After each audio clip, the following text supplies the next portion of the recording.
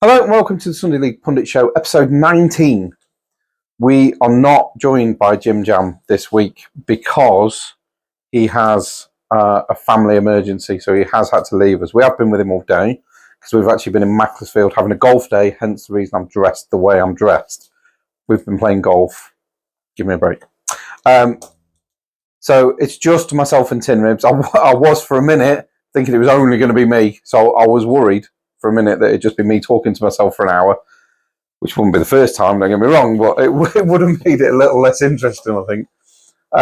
But yeah, we managed to grab a JimJam the Statman stat for us before he had to disappear, which is about his beloved Southampton. And did you know that this is the first time in history Southampton have won 10 games on the road? No, I didn't. Crazy that when you think about how many games you have in the Championship, and it's the first time in history they've ever won 10 on the road.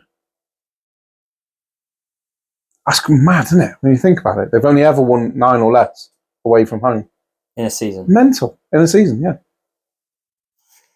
Yeah, I couldn't get my head around that when I heard it earlier. It was mad, but yeah, true apparently.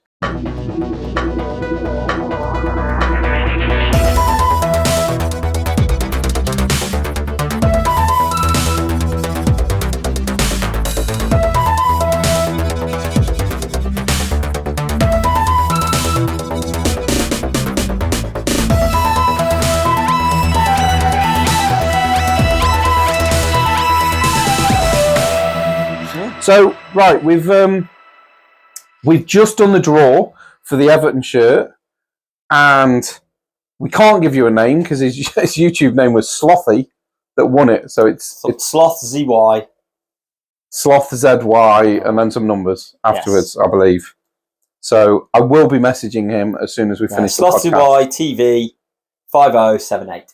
There we go. So I'll be messaging him shortly. Hopefully he will allow us to record the journey down and record us handing the shirt over so everyone knows that we've actually handed the shirt over. If not, there's not a lot I can do. I'll have to record me posting it or something. We'll have to see how it goes. So yeah, it's been done. And thank you very much for everyone that subscribed and liked and commented. It does help us. Of course it does. Anyone that likes and comments, even if it's hate, to be honest, it still helps us. So we're happy with it. Keep hating. We had that on Instagram this week as well, Tim. I would like to point out, right, that our Instagram average viewers per video is around 30 to 35. Okay. We don't get much traffic on Instagram at all because I've only recently started using it because I had no clue what I was doing. I'm like literally having to learn all this stuff from the ground up. I'm your traditional old man that's well out of touch, right? And I'm well aware of it. And I'm okay with it, but I'm learning. So I decided to start with the Instagram a little while ago. We're getting about 30 views, 35 views maybe. The odd one will hit 80 or 90.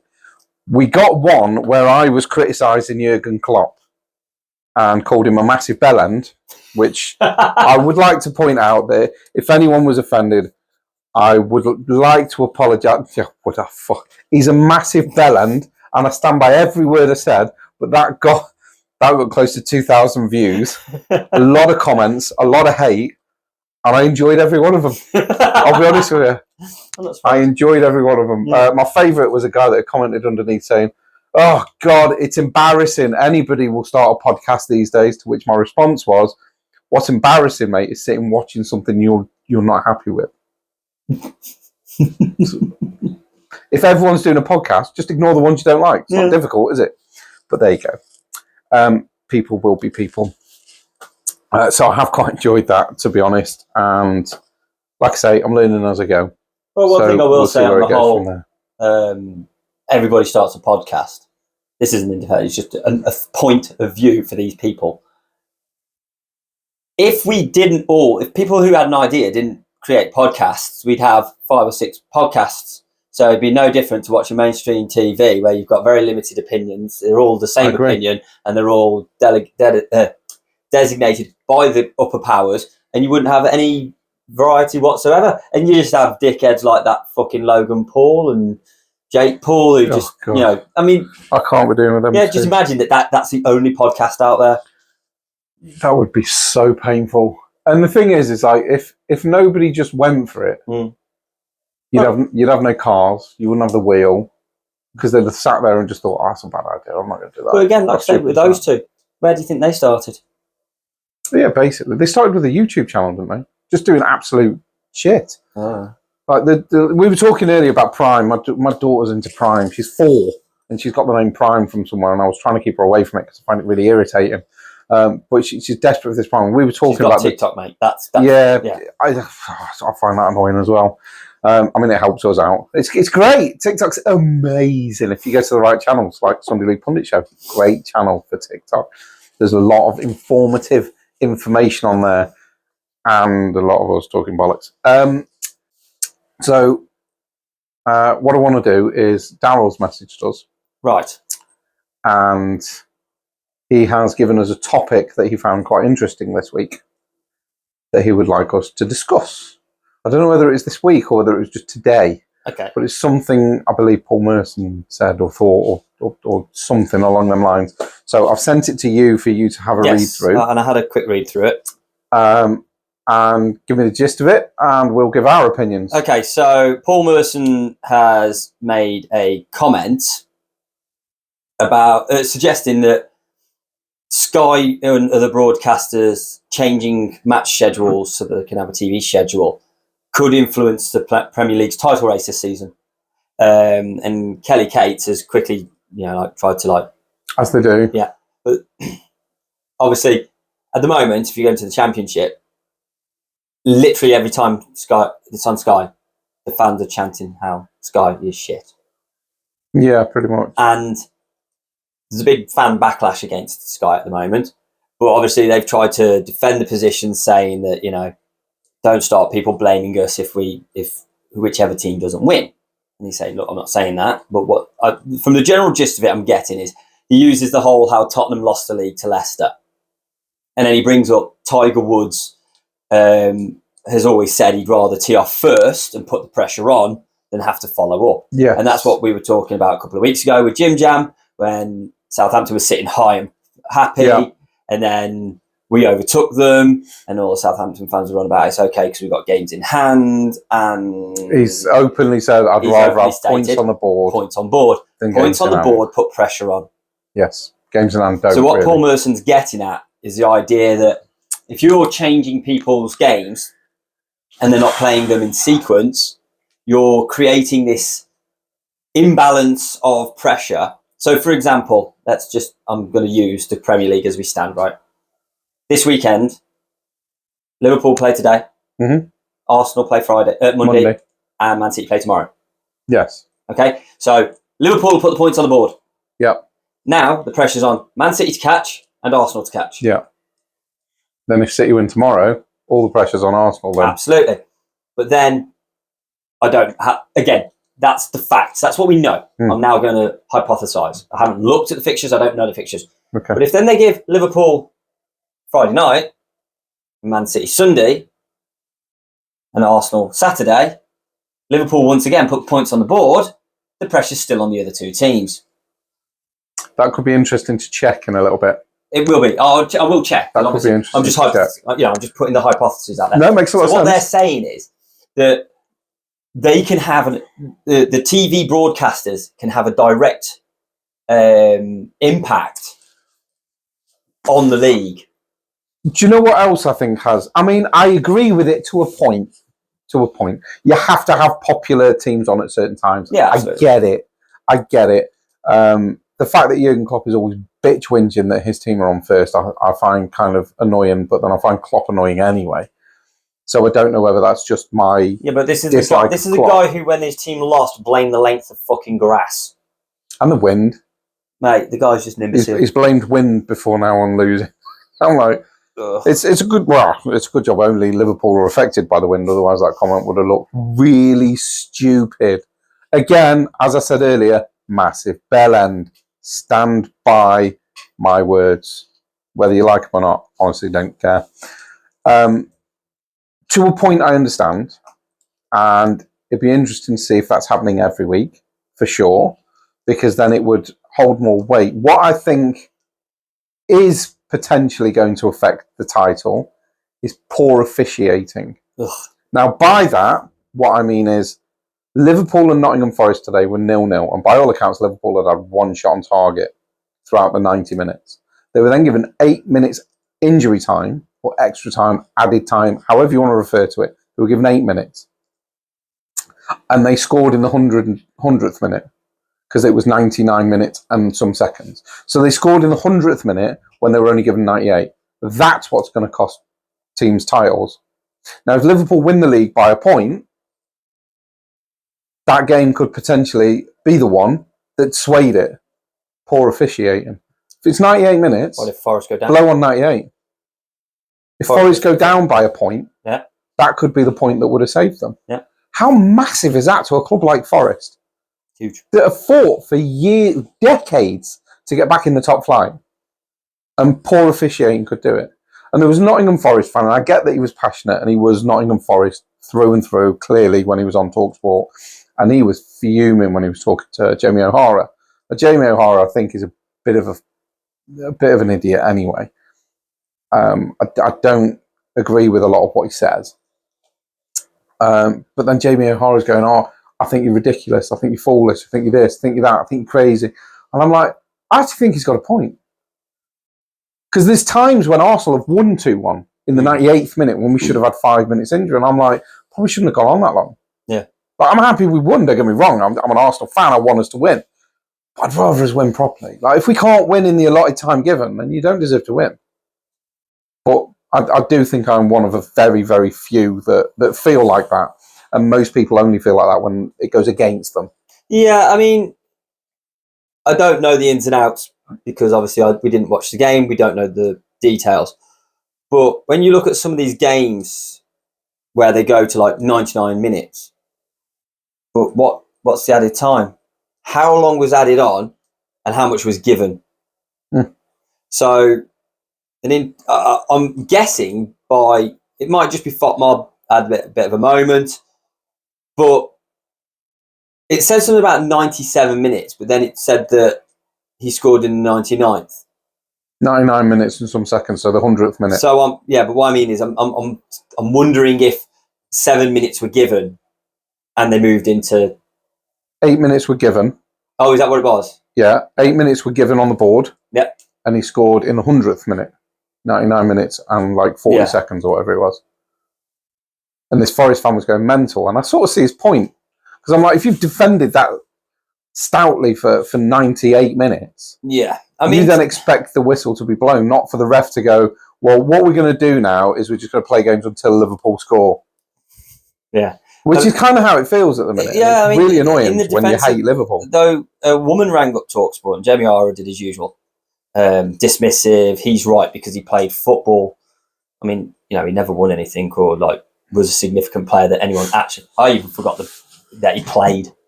He played for Tottenham, that's why it's easy to forget. Yeah, of course. But it's like it's all good sitting there berating people or telling them they're stupid because you've played a sport. People's people, at the end of the day, it's their opinion. But she was saying that there's a moment where Forest go on the attack off corner, and I want to get this right. So if you bear with me just 2 seconds. So it was the ball's come out from a corner, and Kanote has gone down, holding his head. Now they're all saying he's feigned it, basically. So he's conning the ref. We know they do it. Yeah, it's my biggest pet hate in football. And when people say to you, "How are you going to get rid of it?" Start booking them. Retrospective booking the fuckers. Yeah, 100%. Now apparently at this point, Forest had possession. They had the ball and they were on the attack. It's a head injury. Ref has to stop the game. Agreed. Fine. Agreed. The ref then proceeds to give the ball to Keller. Liverpool's keeper. So he doesn't even give the ball, but it's all done and dusted. Back to Forest. Who had possession at the time. He gave it to Liverpool. Again, poor officiating. Yeah. So at this point, like I say, Awoni was the attacker. If that had been... I'm not saying that giving him the ball back would have resulted in a goal. I'm not saying it would. However, again, the way she worded it, I haven't seen the highlights. Don't quote me on it. But the way she worded it, they pretty much scored from the attack from Keller's kick. Could be wrong, don't know. But if that is the case, then if that is the case, that's a big case for an argument. So, but it's just the fact that the officiation has gone against it. It's gone over the allotted time.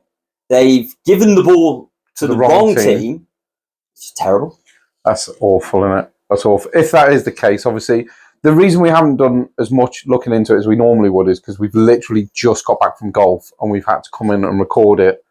So we're on a bit of a time constraint. So we've only heard what we've heard on the radio and seen clips of a couple of guys, seen highlights of the Leeds game on your phone, and we've just seen bits. We haven't seen a lot. So we're not exactly au fait on the details, which is why we're saying things like, apparently, it led to a goal, and we've heard that Nottingham Forest had the ball when it was, and then it was given back to Liverpool, because we don't know the actual details, so we don't know how true it is straight away. But I would be happy to make a post if that's true, going, yeah, Liverpool are scumbags. I'm putting it up separately. I've got no problem with that. Because I like the hate. Feed on it. Can you not see? I feed on it. You were skinny guys when you started this. I was skinny until I started getting all the hate, and it's so delicious. I have to yam it all up. So yeah, it will be extremely disappointing if that's the case, because poor officiating could cost somebody the title and hand the title to Liverpool. Well, I mean, and potentially relegate somebody. Yeah, we've had that though. We had it a couple of years ago when Sheffield United got relegated after Villa were allowed to stay up because of the goal that wasn't. And the VAR can't get involved because it's not a VAR decision. It's a major error. VAR could have got involved. VAR being involved in that, but like I say, was VAR around then? I don't know. I'm sure it might not have been, and what they said was if VAR was present, they wouldn't have been able to get involved with it because it's not a VAR call, which I'm sure it should be, because that's a major error. And I'll be honest, the goal line technology is the only thing I'm with 100%, because it's basically, by one incident, it's been flawless. Yeah, I was going to say, I can accept one mistake out of how many goals have been scored. Yeah, absolutely. And how many of them have been controversial? Because there's a lot. Like Arsenal scored the other week against Newcastle. I'm like, that's across the line. And then you look at it in slow-mo and it's come off Burns' knee and gone over the line. You're like, fuck, there's not a chance anyone would have spotted that before. There's such a crowd in the area. And the ref's just like, don't care, my watch is gone, it's gone in. And then you look at it and you think, well, that's a good bit of technology, that is. Yeah. There's no way we'd have spotted any of that. That's one thing I'm kind of interested in. The whole, have you seen that they've got automated offside now or something? Or they're looking into it? Semi-automated offside. What does that even mean? Well, I think it's That's the phrase I've heard. It's semi-automated offsides. And I'm like, what does that mean?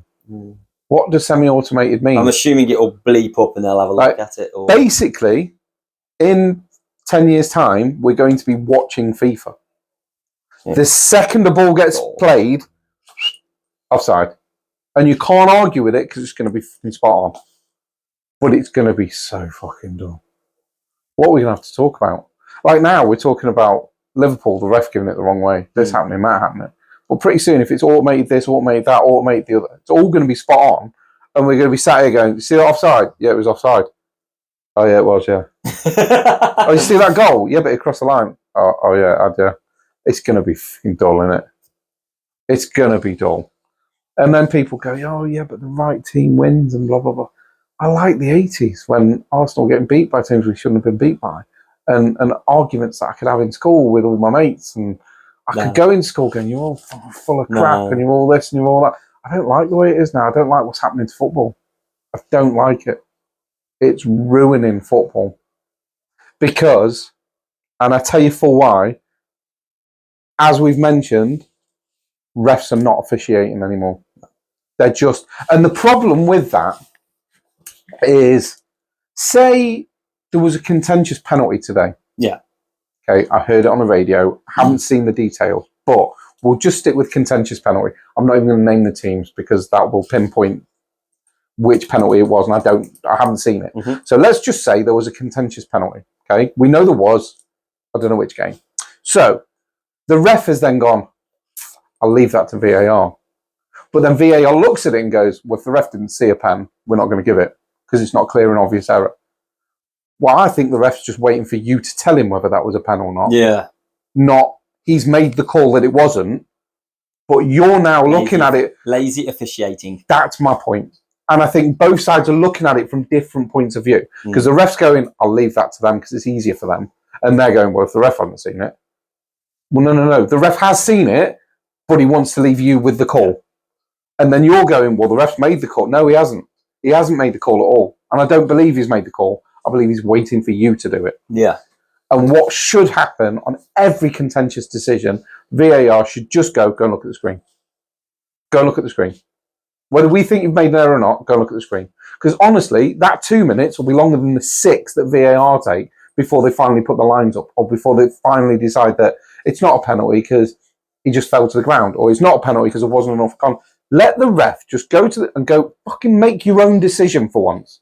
Stop relying on everyone else to make your decision, because we're then looking at it going, well, he's already made a decision and we sort of agree with it, so we'll leave it. Yeah. And that's where I think we're going wrong at the minute. And it's very annoying. That's fair. So I kind of find football very, very frustrating at the minute. And I don't think we're going to a good place. Probably not. And I can imagine sitting in here in a couple of years and you and JimJam going, I don't want to be back in the fucking Premier League. I don't want all the TV cameras. I don't want the VAR. I don't want the shit refs. I don't want this. I don't want that. I can well imagine you both sitting in there going, I just want to finish 7th. That's our championship win. I don't want anything to do with the Premier League. Honestly, I can imagine it, because it's getting worse and worse and worse. And the officials are better in the championship right now than they are in the Premier League. I disagree, but they're not relying on anyone else to make the decisions. And they're still shit. They haven't got they just don't have bollocks.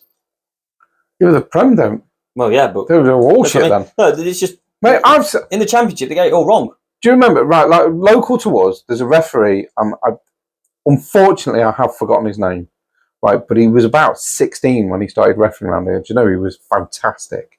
He was such a good referee. He's better than half the guys in the Premier League right now. Probably. And I think he'd probably be about 22 now. I'd chuck him straight in and go, just have a word with them. Let's tell them what they're doing, because they're useless.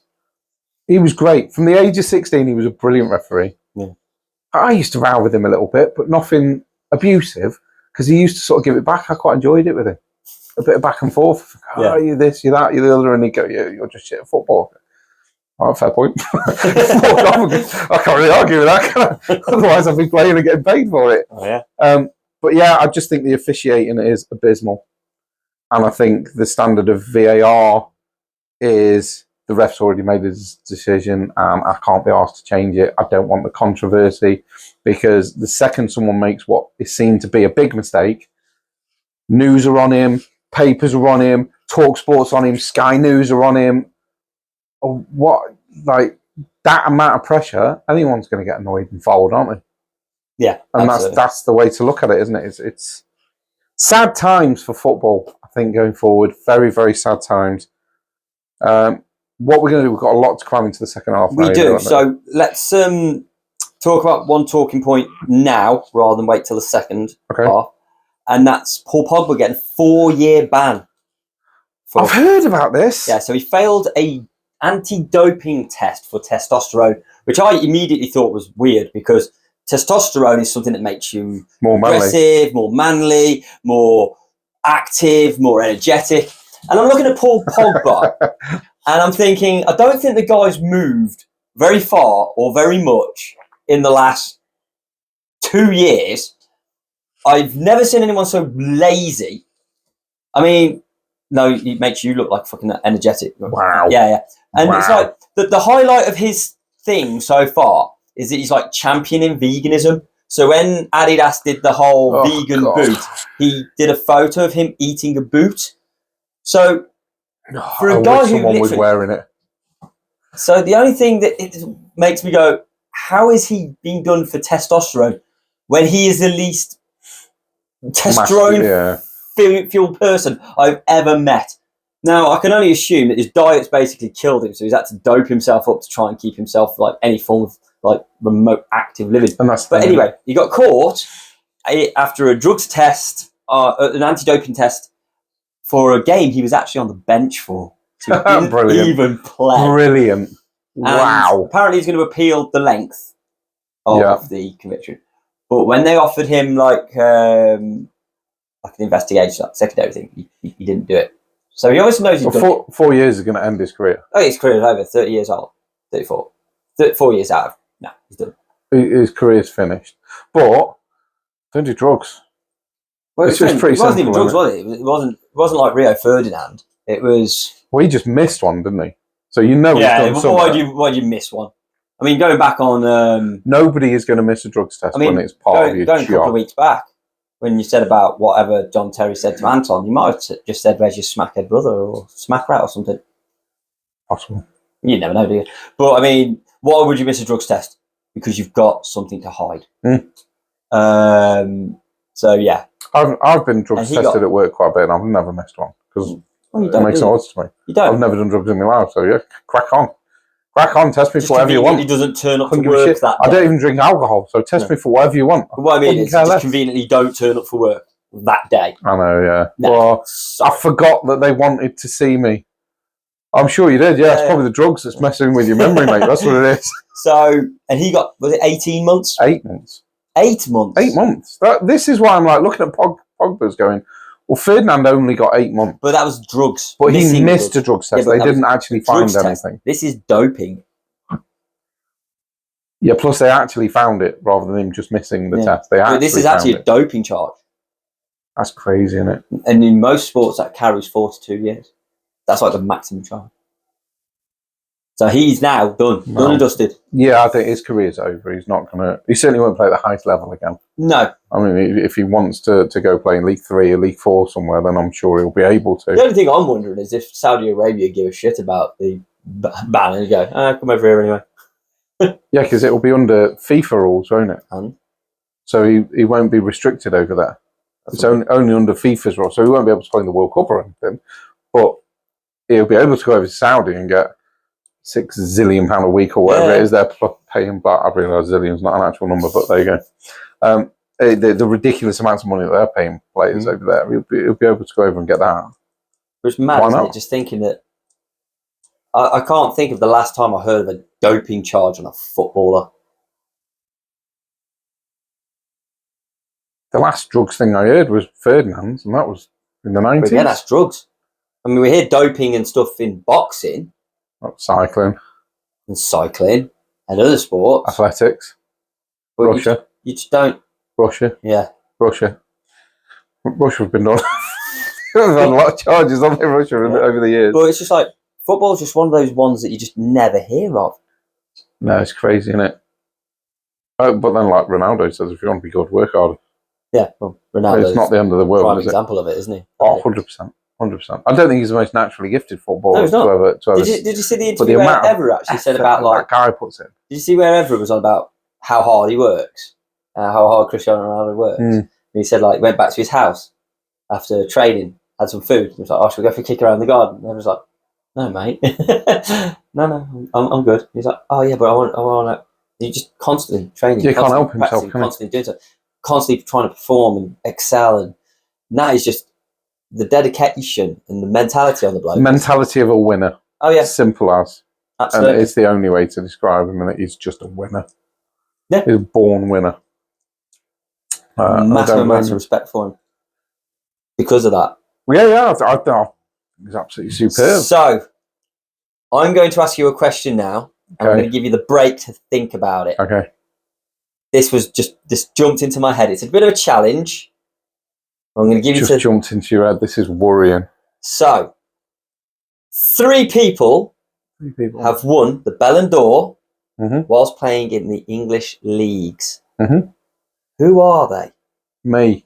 Oh no. No, that's the Ballon d'Or. Ballon. That's what I thought you said. So the Ballon d'Or has been won by three people in the English leagues. Who are they? Come back to me after the break.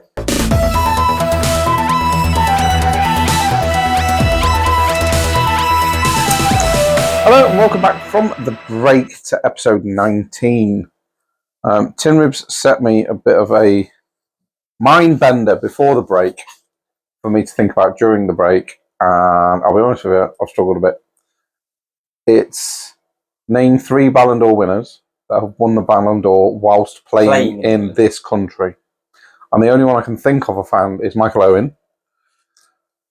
Because I know there's a bit of a hoo-ha. He won it when he was very young, didn't he?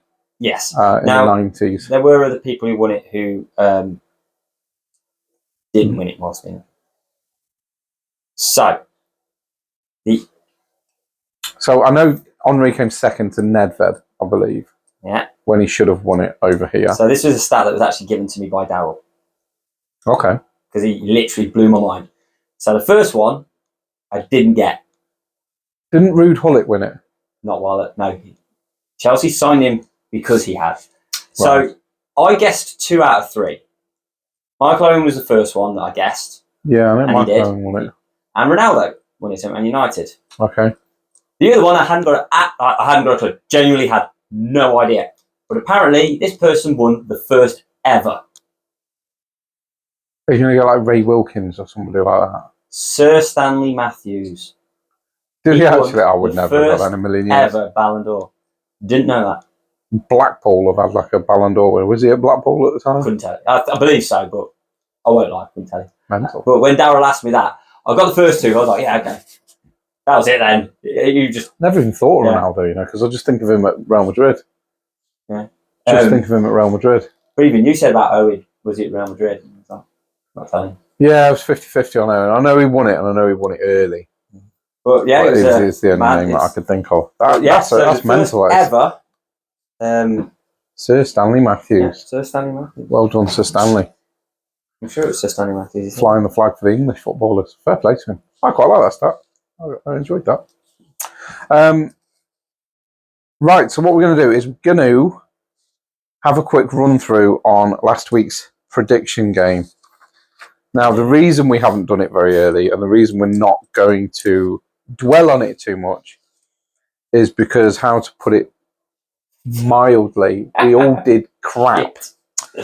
So, Chelsea 3, Leeds 2. Jay and Max were the only 2 that got a point, because us 3 on the pod said that Leeds would win. I only said Leeds would win because I couldn't bring myself to say Chelsea would win. Yeah, I think we kind of got swept up in that a little bit somehow as well. Because when you said it, I even said, are you joking? Yeah. I genuinely thought you'd like to take Madness. Darryl thought 2-2. You know what? Jay thought 3-0. Yeah, but seriously, how close was Darryl? Oh, last couple of minutes, wasn't it? Or last minute or something. It was right at the death it was. So it was pretty close. Jay said 3-0, so at least he got the Chelsea goals right. Max said 2-1, so Jay and Max get a point each. Liverpool, Southampton. Now, 3 of us went for 4-0, and it was 3-0. And 1 of us went 5-1, JimJam. And Darryl said 2-0, Jay said 1-0, so we all just get a point for that one. I'm not going to lie. One thing about two problems I had with the FA Cup. Southampton had the perfect chance to knock Liverpool's out. Yeah. And rather than play a decent team, they put out the most expendable bunch of useless people I've ever seen. Yes. And I was so Liverpool could be out right now. They could be out. But Southampton, for some reason, decided they were going to take it easy on them. What was that all about? I mean, don't get me wrong. Leeds did 5 changes to our team. We took out pretty much all our best players. I can't say you didn't put up a fight, though. And we absolutely took it to Chelsea. We made Chelsea look bad. You did in part. Yeah, you probably took it to them. So, a good game, actually, that was. What I mean is, at least when we made the changes, we still made an account of ourselves. Southampton made changes. Yeah, it was horrendous. That was bad. They were beaten by kids. And before anyone jumps on my back about, oh yeah, but Liverpool's kids, I just want to point out that Leeds United's under-18s knocked the Liverpool under-18s out of the FA Cup. So do one. Your kids ain't that great. Kids ain't that great. The only one I like in the Liverpool squad at the minute is Jayden Downs, because his dad, Neil Downs, played and managed Macclesfield. Oh, right. I like Harvey Elliott. No lie. I like Harvey Elliott. I think he's a good player. He's right. Yeah, I rate him. Highly rate him. Decent player. But he's from Liverpool, so that's my problem. Right, we also threw in Blackburn, Newcastle, because Liverpool were in there and Max had his thing, and because you 2 were taking a piss because Arsenal were already out, which, by the way, you're both fucking out now. So next FA Cup, we're all doing piss all. So we added Blackburn in for Daryl's behalf, and it was Blackburn v Newcastle. And Newcastle won on pens. Yeah, again, another team that rose to the occasion. Yeah, Blackburn took it to Newcastle. Blackburn took it to Newcastle. We all thought that Newcastle would win relatively easily. 2-0, 3-0, 2-0, 3-1, 3-1, 3-1. Like all three of the armchair pundits said it'd be 3-1 to Newcastle. Which it wasn't. It was 1-1. Newcastle won on pen, so none of us got any points, because obviously penalties don't count. Yeah, obviously. It's just a 90-minute result that counts, so none of us get any points for that. Huddersfield Leeds. I don't think anyone was expecting that to happen today. Did someone put a draw down? Any of the armchair pundits? For Newcastle Blackburn? No. No. Unlucky, Daryl. No. He put 3-1 Newcastle. I knew he'd put a draw for Leeds because as we were leaving work, we were 2-2. And as I pulled up next to him at a set of lights, Chelsea scored, and I literally looked across and I saw him look at me and I just gave him the middle finger. I can imagine he was a bit annoyed about that. I have got a story about somebody kicking off in a car in a minute. So we went Huddersfield Leeds. All of us thought Leeds would be very convincing. It was basically 3-0 across the board to Leeds, apart from Jay, who thought Leeds would win 3-1. Everybody else said 3-0 Leeds, and obviously it was 1-1. Guess what? No points. Yeah. 0 for everybody. Birmingham Southampton. What an interesting car ride I had back from Macclesfield. Now, when we left the golf course, I believe Saints were winning 3-2. And Birmingham, or as Jamie O'Hara likes to call them, Birmingham, because he can't fucking talk properly. So Birmingham equalised with 10 men to make it 3-3 pretty late on. I know, yeah, I was so excited. Honestly, I thought I was going to crash the car. JimJam was not happy. Let me tell you, he was fuming. Fucking red card, 10 men, fucking hell, we're playing all these useless wasters. I knew he was no good. I knew he was a passenger. This is waving his arms around. All right, mate. I'd have been livid. I'll be honest. If it was Arsenal, I'd have been livid. So he absolutely kicking off, and then all of a sudden the car just went silent, and he just looked at me. As the radio went, there's been a goal at St Andrews, and I'm like, I know it's you lot because you're quiet. So if it was Birmingham, you'd be turning this car around right now because you've been kicking off about a draw. So if you were losing, like, this car would be bouncing down the street right now. Oh, Southampton have grabbed a late winner. The cheesy grin that came over his face. Don't play it cool now, because I wish I'd recorded it in the car. That'd have been brilliant. Oh, mate, it would have made that would have made it a viral clip. Like, literally, it would have been like a thumbnail of a chimp going nuts, and then just cut to the video of him kicking off about this 3-3 draw. Brilliant! It would have been brilliant. But anyway, Saints won, and he got a very silent, cheeky grin on him. And the rest of the car ride was relatively peaceful. So because me, you, Tin Ribs, Daryl and Max all said that Saints would win, albeit we got the score wrong, we all get a point each. JimJam don't. JimJam doesn't, because he said Birmingham would win 2-1, which obviously they didn't. Jay said 2-2, so he was pretty close because it went to 3-3. So he could have got a point, but unfortunately, Jace, you didn't, mate. So if we add them up, Max has got 3 points, so he's been the biggest mover / shaker of the week, and he's got 24. Daryl, I think everyone's got 2 apart from Jim, who's got 1. So Jim's on 29. I am on 33. Daryl is on 33. Tin Ribs, my man, you were on 24, same as Max. He's caught you. I know. In what, 5 weeks? All right. 9. Just thought I'd mention it. And Jay is now on 20, so he's not languishing too far behind. And to be honest, for a guy that's never watched football properly, and certainly not watched it regularly. There's a certain element of bloody luck in it. Of course, yeah. Oh, who was going to put 4-3 to Southampton? That would have been bang out luck, wouldn't it? Wouldn't mind putting a fiver on it though, but the odds were Yeah, but look at my look. 4-3, Oh, Arsenal will bloody win 4-1 now. And then they went and bloody won 4-1 after. I solely blame you for Arsenal winning that game. So if you want to do that again, the Sheffield United game, Sheffield 8. okay, that was a bit. Oh, wasn't expecting you to be that much of a prick. Actually, that was a bit nice. How long you know me? So yeah, the reason we haven't added the Arsenal game is because something I didn't realise when we were putting the results down is that Sheffield United Arsenal don't play till Monday. I didn't know that last Sunday when we were doing it. Otherwise, I wouldn't have added that in because it's after the podcast would have been recorded on the Sunday anyway. But yeah, the reason we're recording on the Saturday is obviously because we've all been together anyway because of the golf in Macclesfield. But also, I am heading to the Emirates tomorrow with two of my sons to watch the women's North London derby, Arsenal v Tottenham, which I believe is a sellout. So I'm hoping they play North London forever and the crowd go mental and I can record little bits of it.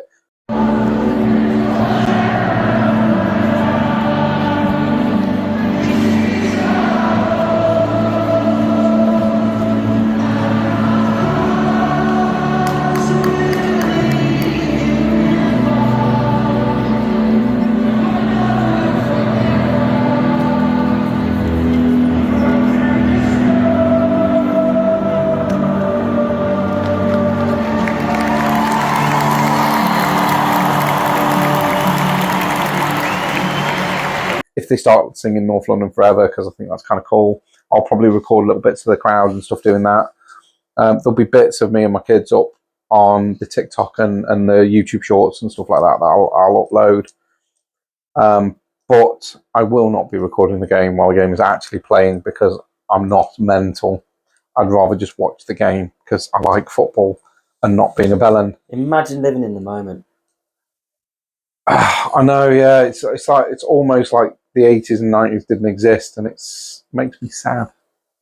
It makes me sad. Genuinely, the fact that the 90s are no longer with us makes me very sad, because that for me was the best decade ever, was the 90s. But at least you experienced it.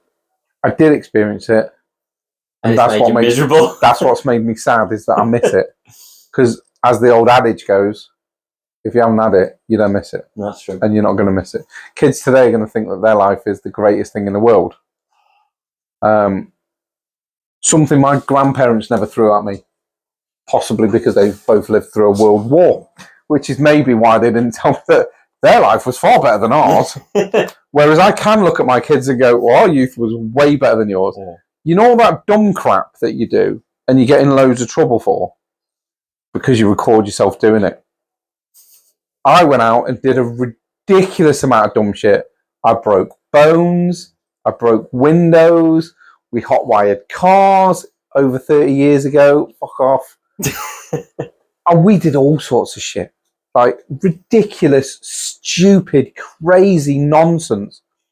And there wasn't a phone in sight because they didn't exist. Yeah. So I got home and my mum went, had a good day. I go, yeah, it was 8-6. We won. There wasn't a football in sight, mate. But we tell them that we've been playing football. Yeah, it's like, so on that point, like I was watching a thing with a security guard, and they're on about why they didn't stop a bunch of shoplifters. And he says, because although my job is to stop shoplifters, if I stop them, physically stop them, and they hurt them, I will get sued. It's a dumb world. The world is so fucked up. And do you know what? It might seem like a massive digression from football, but it's really not, because it does go back onto the point we were making about officiating and how different it is now to what it was years ago. Yeah. Because it's left to somebody else to deal with. Somebody else's problem. I'm not going to make that call, because if I don't want people calling me names on TikTok or writing a tweet about me saying that I've been bad at my job. Guess what? In not making the decision, you're fucking shit at your job. Make the call and then let us complain that it's a bad call afterwards. Or if it's that bad a call, VAR should do their fucking job and overturn it. I don't think if a ref made a bad call nowadays, if a ref gave a penalty against Leeds, let's say you've got it, I know you haven't this season, if the ref gave a penalty against Leeds and it clearly wasn't a penalty, would you blame the ref or VAR? Because you go, okay, the ref made a bad call, but there could be 2 or 3 people in his way. It could be a bad angle. It's done very quickly. Yeah. VAR have got 18 angles. They slow it down. They watch it for 16 minutes. They brew themselves a drink or whatever it is they're doing in the meantime, and they still get the call wrong. I wouldn't blame the ref anyway. I go, okay, you've got our job. You're trying to do it at warp speed or whatever. That's fine. You make errors. VAR are there to correct your errors. So if they don't correct your errors, the ref's not going to get blamed anyway. No. Make the fucking call. Oh, yeah. Make the call. And honestly, it drives me insane. I hate football, mate, the way it is. I really do. And I think that's why I like watching the women's game and lower league football, because there's none of that shit in it. There's no VAR. There's no bullshit. If the ref sees something, he's got to give it. Yeah. And do you know what? If he makes a mistake, he makes a mistake. And people accept it. You go and watch Macclesfield, and if there's an error, yeah, you scream and shout about it. Fucking ref shit. 20 minutes after the game, you sat in the pub going, yeah, I can see how he got it wrong. Yeah, you scream and shout in the ground. Yeah. Pissed off at the time. But afterwards, you go, oh, I can see how he got it wrong. I'm annoyed. Like, it's gone against us, but I get it. There's nobody there to back him up. Fair enough. It is what it is. Why can't we go back to that? But I'd love them to scrap VAR. It just on that note, me. Maxfield won today. They did. Macclesfield played, I think, Marine and beat them 2-1. And we could have gone to it, but unfortunately we were busy suffering. That game took so long. Suffering on a golf course. Now, if I remember correctly, did you not say that today your new manager played his old team at Mac? No. What I said last week was the week that he left Warrington Rylands, they lost 4-1. Okay. Literally days after he left. And they were doing really well. They were higher than Mac. He's left them to go lower in the league to manage Mac. I imagine because of Robbie Savage and what Rob Smethurst is doing with Macclesfield. Oh, yeah. They're doing... Which, like, if anyone's going to criticise the guy for that, I think they're off their head. Because if you've got any way of getting some form of publicity or getting ahead in your job, you're going to take it. Which is why I didn't complain when Alex Bruce left. Yeah. Because he's gone to a higher position, probably getting more money. I can't have a go at the guy for that. He's just bettering himself and his family. Fair enough. So I just decided while we were having that to have a quick look at the league. And I didn't realise Marine are actually third. Yeah, they're above Mark. Yeah. Yeah, so to beat them 2-1. I'm going to use a term that we don't like. Games in hand. Games in hand. You're in a really good position here. Because Warrington Ryland now are below you on goal difference. Mm-hmm. You have a game in hand over them. You're 2 points behind Marine with 3 games in hand. You could actually, if you win your 3 games in hand, go to second place. You're not going to catch Radcliffe. Oh, they're gone. They've had a fantastic season. I mean, geez, that's impressive. They've had an amazing season. But I'm just impressed. So, yeah. There you go. Sorry. You didn't think it was going that well, did you? Consider our manager ditched us. No. We've had a manager sacked. Alex took over, and then he left for a better job.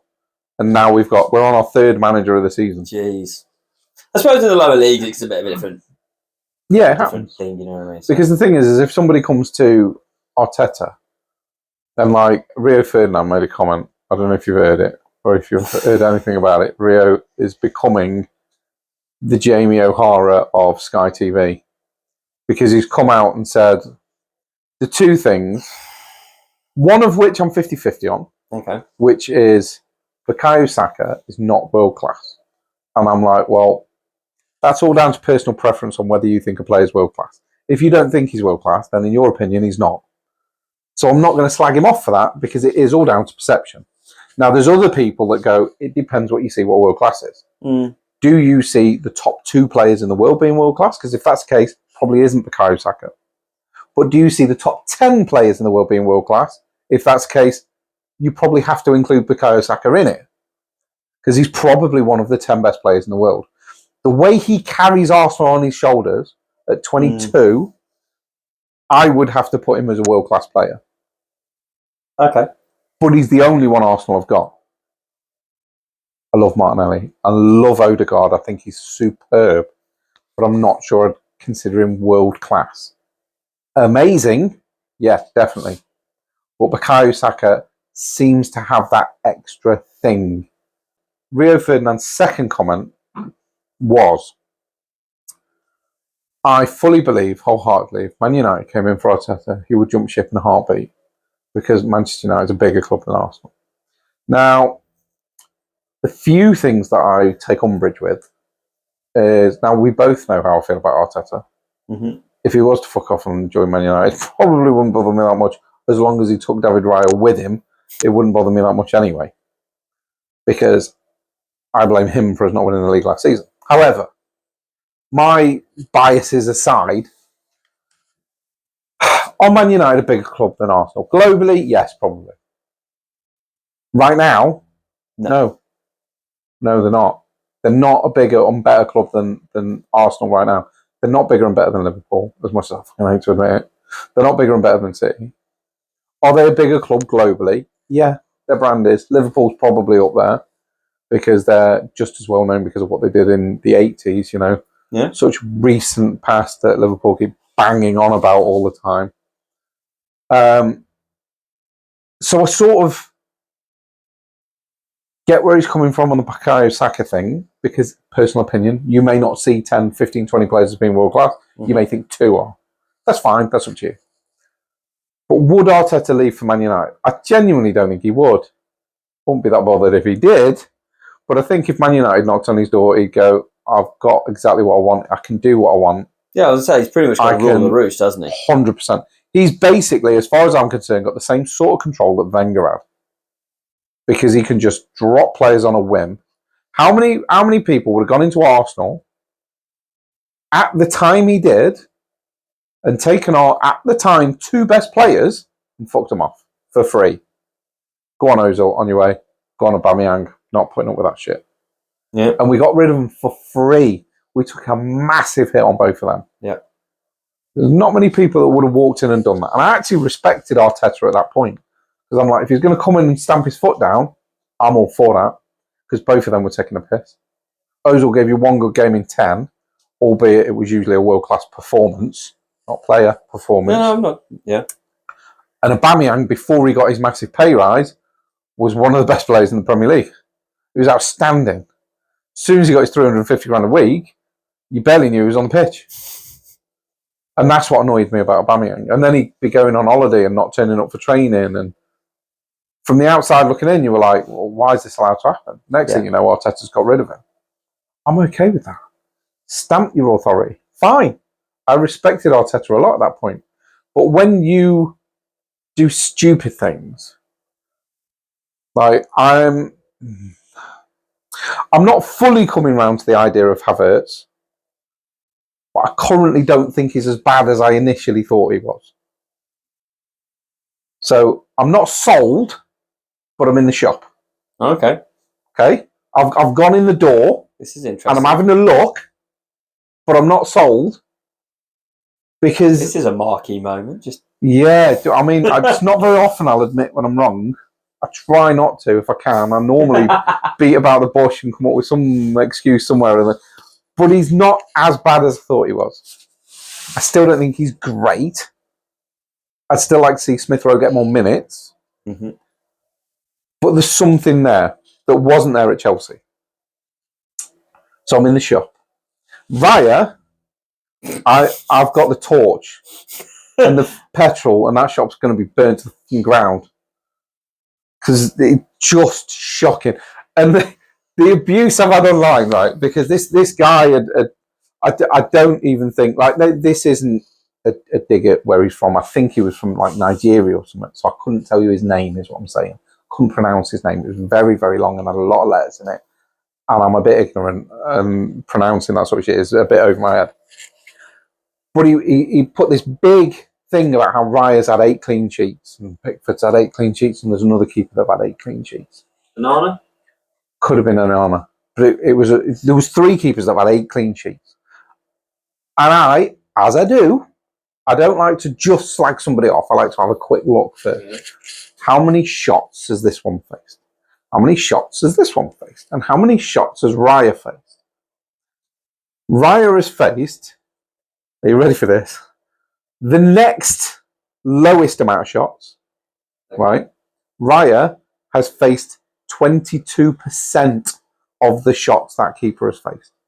I can't remember whether it was Pickford or the other one. Yeah. But I know the next one up, Raya's only faced 22% of the shots he's faced. Okay. So the other one, Raya's on maybe 11% of the shots that he's faced. That's faced the most shots. Yeah. So let's just make it easy. Pickford's faced 100 shots and got 8 clean sheets.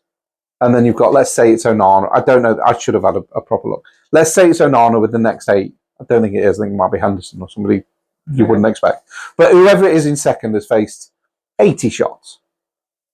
Then you've got Raya that's faced maybe 19 shots. And of his last 4 shots that he's faced, he's conceded 2.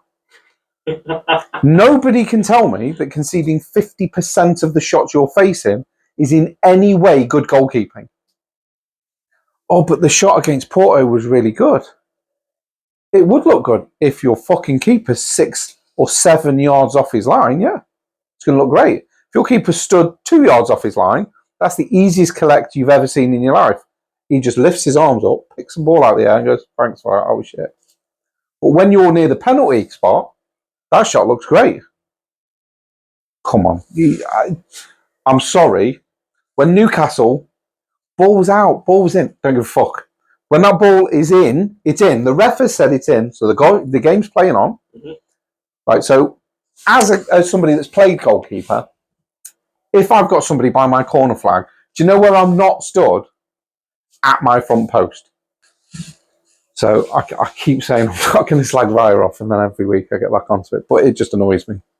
And the arguments that I have online, I think, are really irritating because people don't look at the facts. They look at the stats and they go, "But he's only conceded 10 goals." Like, yes, but he's only conceded 20 shots. That's not a good record in anybody's book because you've got a keeper like Joe Hart, Ben Foster, Kasper Schmeichel, Peter Schmeichel. Can you imagine Peter Schmeichel conceding 10 goals in 20 shots? Mate, if he conceded a goal, he used to look like he was going to punch one of his defenders. I'd be too scared to let him get a shot off and all. Oh, who was it now? Steve Bruce. He was on about how I think I've seen that interview. They're actually scared to let him have a like they didn't even want the shot on him. 100%. He didn't want, but I agree. People don't understand as a goalkeeper. You don't want the opposition having shots on you. So you don't. It was just dead funny how Steve Bruce was like, if they even got the ball through him, he'd look at Palace and be like, but the crowd could see it. Yeah. People watching at home could see it.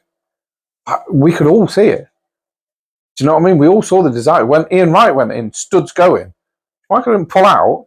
He went in and then had a go at him afterwards. And I'm like, I like this. Can you imagine that happening today? She might be amazing. It was superb. Right.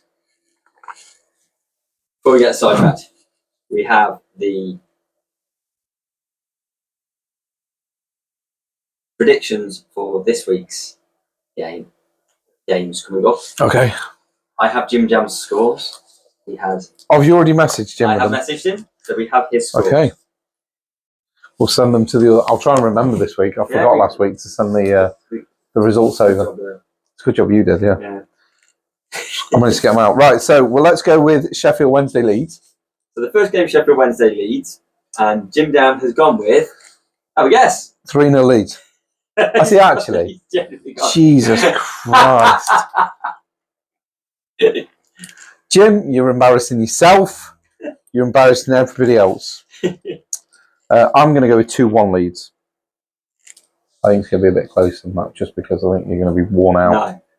So it's a Yorkshire derby, and we're away, and every single team in the Yorkshire area plays us like it's the FA Cup final. So, and pretty much parks the bus. So I'm actually only going to go with. I'm going to go 2-1 actually. Yeah, I'll go 2-1 as well. 2-1 Leeds. Yeah, I think they'll give us a good fight, and they've actually been doing quite well recently. So.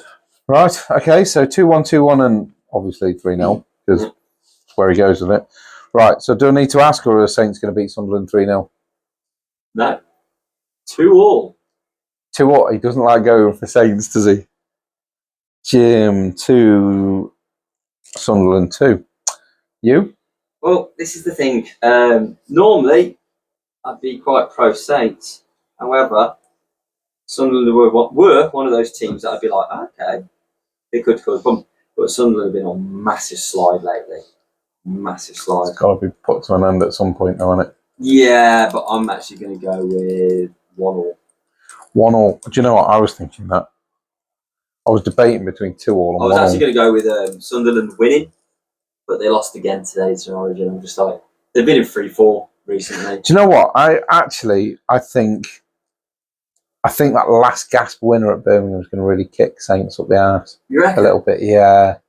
Because that can have a massive effect. What I would say is team, they lost the game to Brighton, Bristol City. Yeah. And they went to the Baggies and looked really good and won 2-0. Yeah. And then they lost the next 2 on the bounce.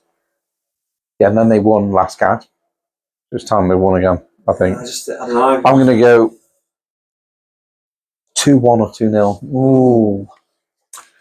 I'm definitely going Saints 2, but I don't know if Sunderland are going to get 1 or none. Do you know what? I'm going to go...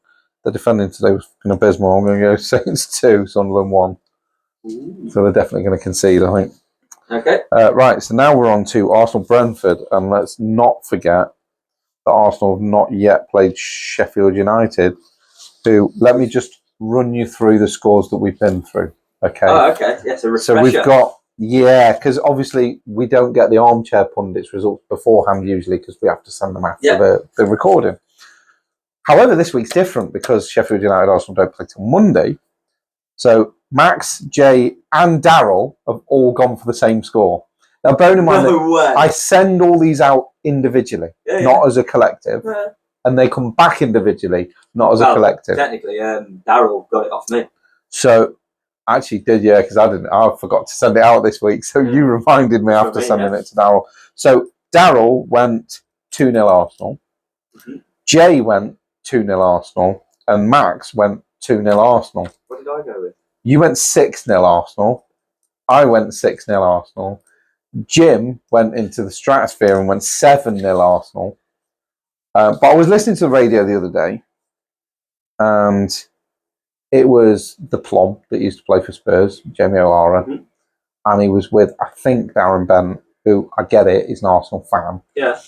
And even Bent, they were going on about the game, and Darren went, I can't see anything other than Arsenal win, and I reckon they're going to put 6 past them. If they can put 6 past West Ham, and they can put 5 again, and 3 against Liverpool, 4 against Newcastle, he says, I reckon they'll put 6 past Sheffield United. So he's gone for 6-0 Arsenal as well. Wow. We can add him in this week. Yeah, Benty scored. So we've got Arsenal-Brentford. Let's bear in mind they haven't played Sheffield United yet and could lose. Yeah. Always the possibility. Always. I don't think they will. And if they do, I'm really going to be fucking Arteta out. But I do think they're going to do quite well. I think we've been doing quite well. And I think the reason that we're winning is because we're not conceding many shots. Because obviously the ones we do usually fucking go in. And Sheffield United don't really look good for going forward. They don't look like going forward. Let alone look good going forward. I can't remember the last time they went forward. So I don't know what they look like when they're going forward. But Arsenal-Brentford, which is usually a sticky encounter. Yeah, and JimJam because we've had quite a good score. We've had Brentford beating us, and then Ivan Toney putting nice kick about with the boys. Then Arsenal beat Brentford, and Gabriel put nice kick about with the boys. Then Toney scored an unjust equaliser the game after, which should have been ruled for offside and wasn't. So we should have won that game. So there's a bit of needle between Arsenal and Brentford. Has Toney scored in every game since he come back? I think all bar one. Yeah. But he normally puts one past Arsenal. Yeah. Which is why Arsenal were thinking of buying him. I still think we should buy Watkins. I'd like to put that on record again. Because I think Watkins would be a better buy. But anyway, Arsenal-Brentford. So he's gone. Let's go with JimJam. 3-2 Arsenal.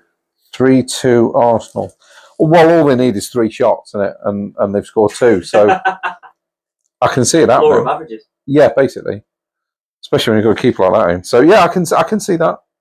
He's still going for a win. So to be honest, if it finished 3-2, I wouldn't be sad. Similar lines. Okay. I think you are going to concede. Obviously. Yeah, probably Ivan Toney. Yeah, usually. But I think you're too good going forward at the moment. And I 3-1. don't. Yeah, exactly what I was Is thinking. that what you were thinking? Yeah, genuinely what I was thinking. I just think at the moment Arsenal are just so good offensively that you pin teams back, you stop them playing. You're sort of really good at the moment, and like the proof's in the pudding with the whole how they use their offense to defend, because you're not conceding shots. You're conceding goals because keep your shit. Yeah, but you're not conceding many. You're not allowing them to create opportunities. Well, 4 shots in the last 3 games is not bad going. No, it's not.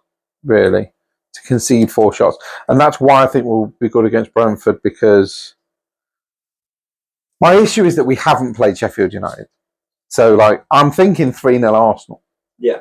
But if we play Sheffield United and Saliba's out for 2 weeks, then I'm not going to think 3-0. Do you know what I mean? Because Saliba holds our defence together. The same as like when we saw the FA Cup last week. We made our predictions on the idea that exactly the same would actually put out a decent team. Exactly the same. So I'm going to go 3-0 Arsenal against Brentford, because I think Saliba and certainly Gabriel, with the nice kick about with the boys and taking a piss out of Tony, they're really going to want to. And I think they're hurting from the last result that should have been a win and wasn't. Yeah. I think they're hurting from that. So I think as long as they're all fit, Ben White, who I think is hugely underrated, I think he's a fantastic footballer. I love Ben White. I think he's great. Oh, he's been at Leeds, hasn't he? I forgot that you quite liked him when he was at Leeds. But I think Ben White is highly underrated. I think Kivior has been a fucking breath of fresh air since he stepped in at left back. Yeah. I didn't think Kivior was as good as he actually is. I'll be honest. I thought he was forever going to be a bit part player. And now I'm thinking Timber's going to struggle to get back in the team. And he was phenomenal on his first couple of games. But Kivior has done nothing wrong in the last few games at all. Yeah. And I'm really pleased with him. So I think that Arsenal are going to beat Brentford 3-0. So there we go. There is our predictions. And I shall try and remember to send them out. I will be messaging the guy about the Everton shirt as soon as we've finished recording this podcast. And just before we do finish the podcast, you mentioned to me that the other 3, the armchair pundits, decided to get in on the Sheffield United. Yes, they did. Score. They did. So let's have that before we finish. Did I actually write it down, or is it on my phone? Oh, please tell me you wrote it down. Yeah, I'm hoping I did, actually. I don't think I did, though. Oh, dear me. I think I've made a boo-boo. You know what they say? And I've left it on my phone. Yeah, I've left it on my phone. Dear. Yeah, that's not the best. So what I'll do is I will add that in next week. I will send you the message. What I normally do is stuff that I want to put in the podcast that's on my phone. I'll message it to you, so you've got it to hand because you're sat off camera. So what I'll do is I'll message it to you over the next 24 hours, and you'll have it to hand for next week. Okay. Ready to go. I'll send it you on a platform that I don't normally use, and that way it'll be fresh when we come. Probably Facebook Messenger, because I don't use that very often. So I'll send it through on Facebook Messenger for you, and then you can have their points. But yes, but Max, Daryl, and Jay, we really appreciate you getting involved as much as you have. It really does make us smile, and we really do appreciate it. And anyone that listens and enjoys or doesn't enjoy it, that's fine. Just slag us off. It's cool. We're okay with it. We quite enjoy it, if anything. So if you've got any messages to send us, absolutely fine. Don't care what it is, good, bad, indifferent. Whatever you want to say, you can send it to us at sundayleaguepundits@outlook.com, or you can message on any video or short that you see. We're happy either way. We don't mind, as long as you interact with us and tell us we're great, or tell us we're horrendous, or tell us to shut up, or we need to stop, or whatever it is. We're always happy to hear it. So we apologise for JimJam not being here this week, but it was an emergency and he did have to leave us pretty sharpish. But he should be back next week, hopefully, all being well. Tim Ribs, I'm hoping, will be with us next week, all being well. And we need to decide what we're doing, because I believe next Sunday is Mother's Day. Yes. So we need to work out whether we're doing the Friday, Saturday, or actual recording on Mother's Day. Only do Sunday. You can only do Sunday. Well, Mother's Day is then. So I apologise to Kiz and to Sarah, but it's going to be Mother's Day. So yes, thank you very much for joining us. We really appreciate it, and we shall see you next week.